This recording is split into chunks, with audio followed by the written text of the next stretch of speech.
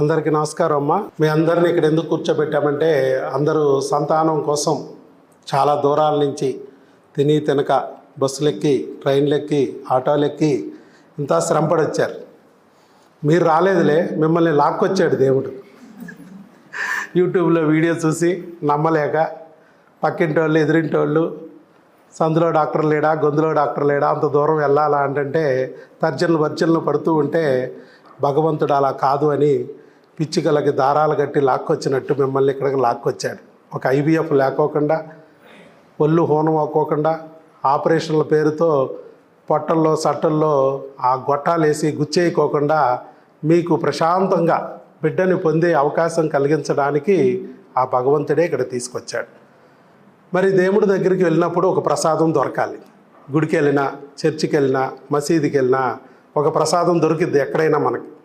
ఇక్కడ కూడా ఒక ప్రసాదం మీకు అందాలనే ఉద్దేశంతో ఇక్కడ మిమ్మల్ని కూర్చోబెట్టాం. ఏమిటయ్యా ఈ ప్రసాదం? ఇది నీకు బిడ్డను ప్రసాదించే ఒక ఆహారం, అన్న ప్రసాదం. ఎందుకు ఈ అన్న ప్రసాదం తీసుకోవాలి మనం?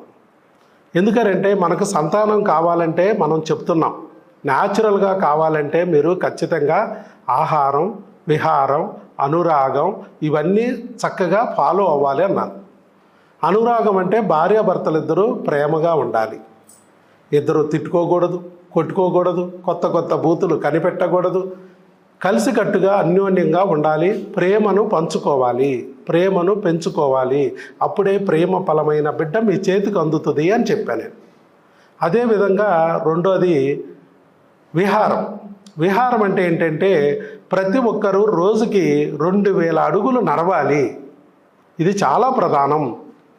మీ శరీరం అంతా మీకు చక్కగా పనిచేసి పెట్టాలి. మీరు అనుకున్నట్లుగా మీరు చేయగలగాలి అంటే మీ శరీరాన్ని ట్యూన్ చేయాలి. దీనికి గాను 2000 అడుగులు ప్రతిరోజు నడవాలన్నది చాలా ప్రధానం. అది ముఖ్యంగా మనము మీ కౌన్సిలింగ్ వీడియోలో నేను చెప్తా డీటెయిల్గా. మన కోసం వచ్చారు కాబట్టి ఊరికే బ్రీఫ్గా చెప్తున్నా. తర్వాత ఆహారము ఎలాంటి ఆహారం తీసుకోవాలన్నది కూడా చాలా ప్రధానం. అవి కూడా మీ కౌన్సిలింగ్ వీడియోలో చెప్తాను నేను. ఆహారమే మూలాధారం. మీ వీర్యవృద్ధికి, అండాల క్వాలిటీకి, ధాతు పుష్టికి ఆహారం అనేది చాలా ప్రధానం.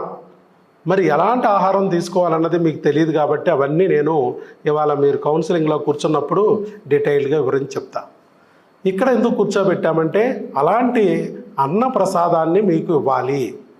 ఈ ప్రసాదము మరలా తీసుకునే విధానం కూడా ఉంది. మీకు ప్రెగ్నెన్సీ రావాలంటే సపోజ్ మీ ఇంట్లో పులిహార తిన్నారు, అది ఒట్టి పులిహార అయింది.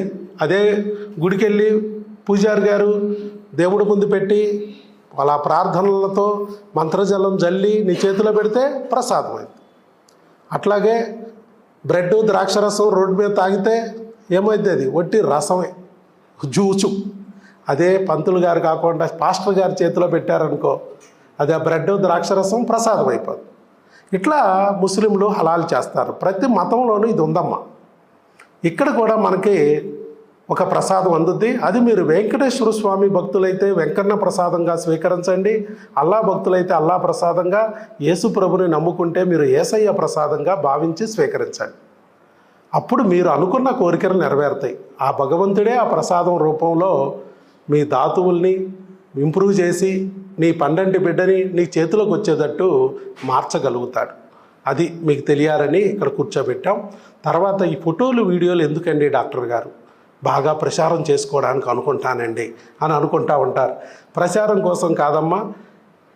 మనం 500 రూపాయలు ఫీజు తీసుకుని, అది కూడా సంవత్సరానికి నీ బిడ్డ చేతికి వచ్చే వరకే తీసుకుంటూ కూడా మనము ఆగస్టు 2025 నుంచి ఇప్పుడు ఫిబ్రవరి 3వ తారీఖు నడుస్తుంది.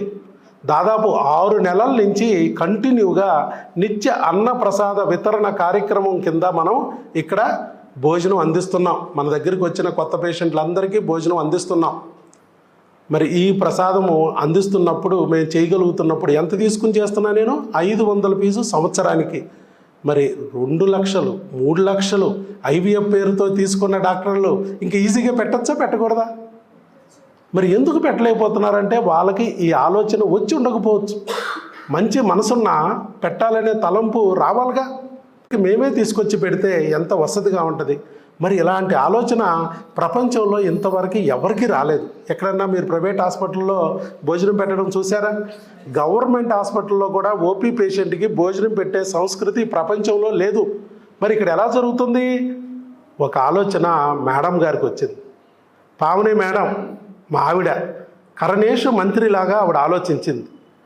ఒక తల్లి మనసుతో ఆలోచించి వీళ్ళకి ఇబ్బంది లేకోకుండా మనం భోజనం మనమే తెచ్చి పెడితే బాగుంటుంది అని ఆలోచన చేసి ఆవిడ ఈ ఆలోచన ఇచ్చిన తర్వాత మనం ఈ పెట్టగలుగుతున్నాం గత 6 నెలల నుంచి. మరి మీరు కూడా గమనించండి, చక్కగా మిగతా వాళ్ళు డాక్టర్లు కూడా ఇలాగే పెడితే ఎంత బాగుంటుంది. 1000 మైళ్ళ ప్రయాణం కూడా మొదటి అడుగుతోనే స్టార్ట్ అయింది. ఇవాళ నేను చేశాను. మిగతా రోజుల్లో మంచి డాక్టర్లు, మనసున్న డాక్టర్లకి భగవంతుడు వీడియో చూపించి వాళ్ళతో కూడా చేయిస్తే అక్కడికి వెళ్ళినప్పుడు కూడా మీకు ఇబ్బంది లేకుండా ఉంటుంది. కాబట్టి ఒక మంచి కార్యక్రమానికి మనం అందరం కూడా పాలు పంచుకుంటున్నట్టు లెక్క. అర్థమైందమ్మా? అంతే తప్ప ఏదో ఫోటోలు తీస్తున్నారు, వీడియోలు తీస్తున్నారు, ప్రచారానికి మమ్మల్ని వాడుకుంటున్నారని అనుకోవద్దు దయచేసి.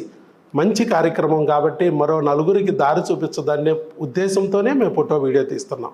అలాగే మీరు కూడా యూట్యూబ్ ద్వారానో, స్నేహితుల ద్వారానో, బంధువుల ద్వారానే భగవంతుడు ఇక్కడికి తీసుకొచ్చారు. ఐవీఎఫ్ లేకుండా, ఆపరేషన్ లేకుండా సంతానం కలిగించడానికి ఆ దేవుడే మిమ్మల్ని పూనుకుని ఇక్కడికి లాక్కొచ్చారు.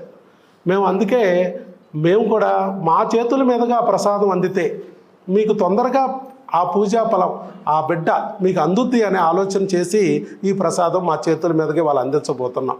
మంచి మనసుతో వండుకోవాలి. మీ అమ్మలాగా నా బిడ్డ బాగుండాలి అని చెప్పి అది వండాలి. అందుకే అలాంటి పుణ్య దంపతులతో హోమ్ ఫుడ్ కింద మంచిగా వండించి పెడుతున్నాం. మీకు బిడ్డ పుట్టాలి, మీరు అనుకున్న కోరికలను నెరవేరాలని ఆలోచన చేస్తూ వండుతారు ఆ ఆహార పదార్థాలని.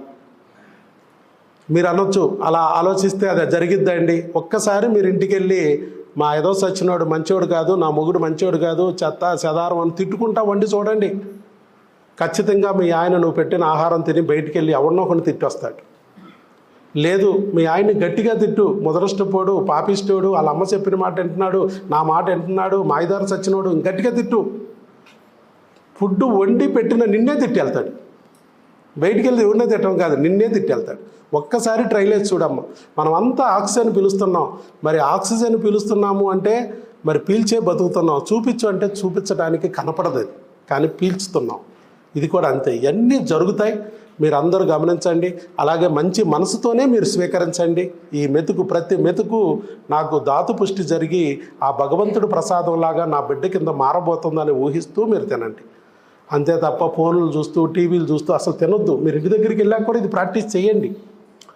అట్లాగే మూడోది, మంచి చేతుల మీదుగా ఆహారం అందాలి. అక్కడ పూజారి గారి చేతుల మీదుగా, పాస్టర్ గారి చేతుల మీదుగా, ఇమాం గారి చేతుల మీదుగా అందుతుంటే అది ప్రసాదం ఎలా అవుతుందో ఇవాళ మా చేతుల మీదుగా అందితే అది మీకు ప్రసాదం అవుతుందనే ఆలోచనతో మేము అందిస్తున్నాం. మీ చేతులు మరి మంచి చేతులైనా డాక్టర్ గారు దాదాపు 16,000 మందికి ప్రెగ్నెన్సీ తెప్పించాము న్యాచురల్గా. ఒక్క ఐవీఎఫ్ లేకుండా, ఒక్క ఆపరేషన్ లేకుండా. ప్రపంచ రికార్డ్ అమ్మ. అంటే దేవుడు నన్ను ఆశీర్వదిస్తే తప్ప నేను చేయగలనా? అంటే దేవుడు నన్ను సెలెక్ట్ చేసుకున్నాడుగా. కాబట్టి మరి అదే కాకోకుండా లయన్స్ క్లబ్ ద్వారా, వాకర్స్ క్లబ్ ద్వారా, లయన్స్ క్లబ్లో మేడం గారు దుర్గా తేజ ప్రెసిడెంట్గా ఉన్నారు, విజయవాడ జోన్కి జోన్ చైర్మన్గా ఉన్నారు. అలాగే నేను లయన్స్ క్లబ్కి కృష్ణా ఎన్టీఆర్ డిస్ట్రిక్ట్లో రీజనల్ చైర్మన్గా ఉన్నా. వాకర్స్ క్లబ్కి ఆవిడ ప్రెసిడెంట్గా ఉన్నారు. అలాగే వాకర్స్ క్లబ్కి నేను డిప్యూటీ గవర్నర్గా ఉన్నా ఎన్టీఆర్ డిస్ట్రిక్ట్కి. ఎంత పెద్ద పోస్టులు ఇచ్చారో చూడండి మాకు. ఒకే ఫ్యామిలీలో భార్యాభర్తలకు ఎందుకు ఇచ్చారు? ఎన్నో సేవా కార్యక్రమాలు, కొన్ని వేల అన్నదానాల కార్యక్రమాలు చేశాం మేము. కుట్టు మిషన్లు ఇస్తున్నాం, గ్రైండర్లు ఇస్తున్నాం. లేడీస్ వాళ్ళు కాళ్ళ మీద వాళ్ళు నిలబడాలి, భర్తకి చేదోడు బాదోడుగా ఉండాలి. అలాగే కృత్రిమ కాళ్ళు అందిస్తున్నాం కాళ్ళు లేని వాళ్ళకి. చిన్నపిల్లలకి స్కూల్లోకి వెళ్ళి ఐ స్క్రీనింగ్లు చేసి కళ్ళజోడులు ఇచ్చి వాళ్ళు హెడ్ఏక్లు అని చెప్పి స్కూళ్ళు మానేయకోకుండా చక్కగా చదువులో ముందుండేదోటి చేస్తున్నాం. 10th క్లాసు ఇంటర్మీడియట్ పరీక్షల్లో ఒక సబ్జెక్టు తప్పితేనే చచ్చిపోతున్నారు సూసైడ్లు చేసుకుని. అలా చనిపోకూడదు, జీవితం విలువైందని చెప్తూ సైకాలజిస్టులను తీసుకెళ్ళి స్కూల్లో మోటివేషనల్ క్లాసులు ఇప్పిస్తున్నాం. చిన్న పిల్లలకి టీకాలు వేస్తే పెద్ద వయసు అయ్యాక వాళ్ళు తల్లులుగా మారాక గర్భసంచి క్యాన్సర్ రాకుండా బతికుంటారు. 9వ సంవత్సరం నుంచి 13వ సంవత్సరంలోనే టీకా పడిపోతే జీవితంలో ఆవిడకి గర్భసంచి క్యాన్సర్ రాదు. భారతదేశంలో క్యాన్సర్తో చనిపోతున్న 100 మంది ఉంటే అందుట్లో 80% మంది స్త్రీలు గర్భసంచి క్యాన్సర్తో చనిపోతున్నారు. ఇది రాకోకుండా చేస్తే ఒక్క టీకా చాలు. అలాంటి టీకాలు స్కూల్లోకి వెళ్ళి మేము ఇప్పిస్తున్నాం. అంటే ఫ్యూచర్లో 80% మంది అమ్మలు చచ్చిపోకోకుండా కాపాడుకుంటున్నాం. మంచిదేనా కాదు? ఇలాంటి ఎన్నో కార్యక్రమాలు మేము చేయగలుగుతున్నాం. అవన్నీ చేయాలంటే ఏం కావాలి? డబ్బు కావాలి. అదంతా భగవంతుడు ఒక ట్రస్టీ లాగా నన్ను సెలెక్ట్ చేసుకుని, ఏ గవర్నమెంట్ డబ్బు ఇవ్వట్లేదమ్మా నాకు, ఏ వ్యక్తి డబ్బు ఇవ్వట్లేదు. మేమిద్దరము దంపతులు ఆ భగవంతుడు మాకు అందిస్తున్న ఆ డబ్బుని మళ్ళా ఎవరికైతే భగవంతుడు ఇవ్వాలని అనుకుంటున్నాడో వాళ్ళకి అందేటట్టు చేస్తున్నాం. అంటే ఏమైంది? భగవంతుడు మమ్మల్ని సెలెక్ట్ చేసుకుంటే తప్ప మేము ఇది చేయలేం. చేయగలమా? అంటే భగవంతుడు మమ్మల్ని సెలెక్ట్ చేసుకున్నాడుగా. అంటే మా చేతుల మీదుగా మీకు ఈ ప్రసాదం అందితే మీకు మేలు జరిగే అవకాశం ఉందిగా.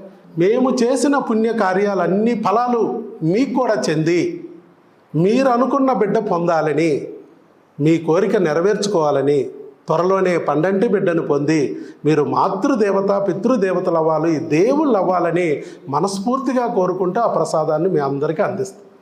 ఎవరు కూడా ఒక మెతుకు కూడా వేస్ట్ చేయకుండా జాగ్రత్తగా స్వీకరించండి. భగవత్ ప్రసాదంగా స్వీకరించండి. చక్కగా మీరు అనుకున్న కోరికలు నెరవేర్చుకోండి. పండంటి బిడ్డని పొందండి. All the best. God bless you. ఇలాంటి మంచి ఆలోచన ఇచ్చిన మేడం గారు కూడా బ్లెస్ చేస్తారు. మీరంతా అతి త్వరలో అమ్మ నాన్న అవ్వాలని కోరుకుంటానండి. All the best. Thank you.